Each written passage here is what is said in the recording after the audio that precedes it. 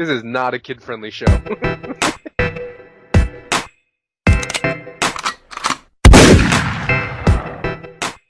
Yo, what's going on, my dudes? We're back at you with more RuneFest 2016 coverage. So I mentioned this in my Menaphos video, but now we'll get into greater detail. I'm talking about a new Slayer dungeon you'll find in this expansion. So we don't know the level requirements yet for this, but it is a piece of high level Slayer content. And much of what I will describe to you will sound a lot like the Ascension dungeon, as I think that was the inspiration for the whole thing.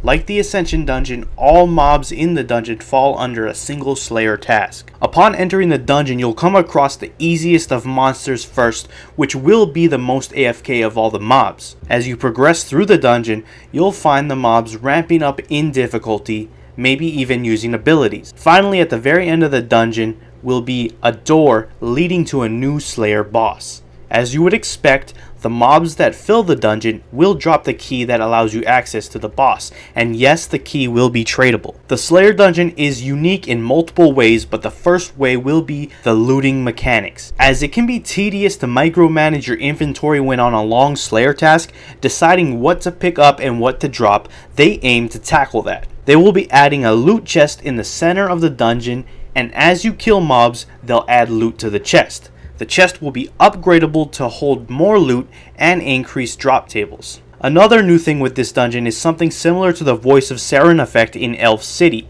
Every hour in this dungeon, a different Slayer mob will be on Spotlight. The current spotlit mob will have bonuses for killing them during the hour, such as a better drop table chance and more XP per kill. Finally, they are also talking about a wave or ambush that can occur every now and then while in the dungeon.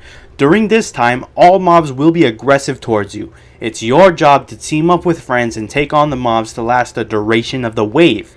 It sounds like it could be fun and could help break up the monotony during a long Slayer task. It's not entirely clear how all of these mechanics will play out in practice, but one thing they do say is that you can engage in the Slayer dungeon in whatever way you want. This tells me that although you may or may not like certain things that are in this dungeon and what it has to offer, none of it is forced upon you. For example, you may choose not to participate in the ambush wave event, which is nice to have that choice. Anyways, that's all I got for now about the new Slayer dungeon in Menaphos. If you liked the video, why not give it a like? If you like me, hey, you can always subscribe for more. But stay tuned for more RuneFest 2016 coverage. I'm out for now. Peace.